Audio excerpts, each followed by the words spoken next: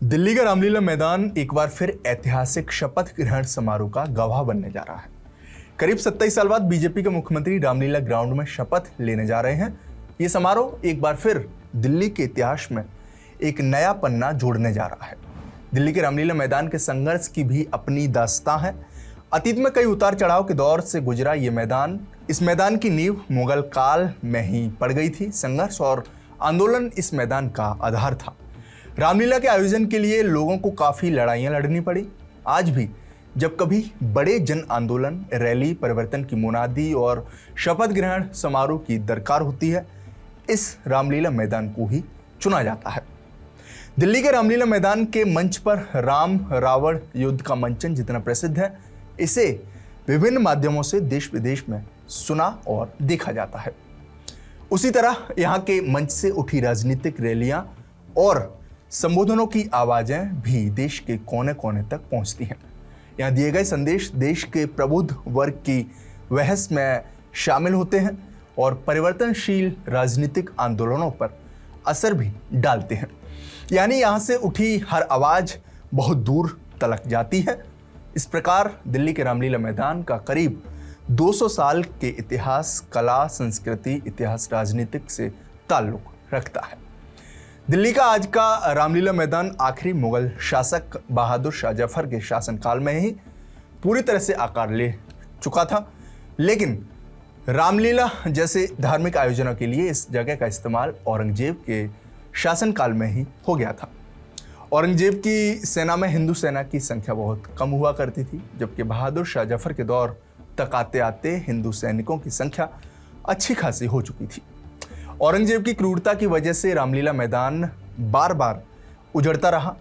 लोग छुप छुप कर रामलीला मनाते थे। बाद में जब इस जगह पर भव्य रामलीला होने लगी तो बहादुर शाह जफर खुद भी इसके कायल हो गए।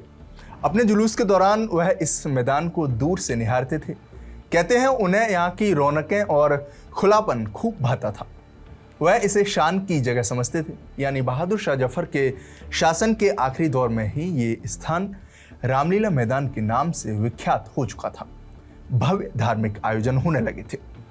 देश की राजधानी दिल्ली में रामलीला मैदान अजमेरी गेट से सटा है। ये करीब 10 एकड़ में फैला है।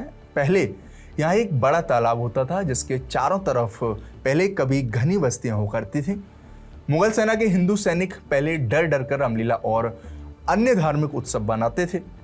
धीरे धीरे जैसे जैसे इसका उपयोग बढ़ता गया, लोग तालाब को भरते गए। तालाब होने की वजह से ही इस जगह को पहले बस्ती का तालाब कहा जाता था।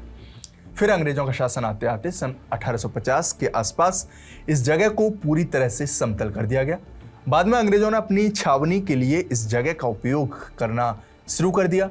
इसके बावजूद यहाँ हर साल रामलीला होती रही। अब इस स्थान का उपयोग भले ही साल में केवल एक बार रामलीला के लिए होता है, लेकिन सियासी घमासान से ये स्थान हमेशा गुंजायमान रहता है।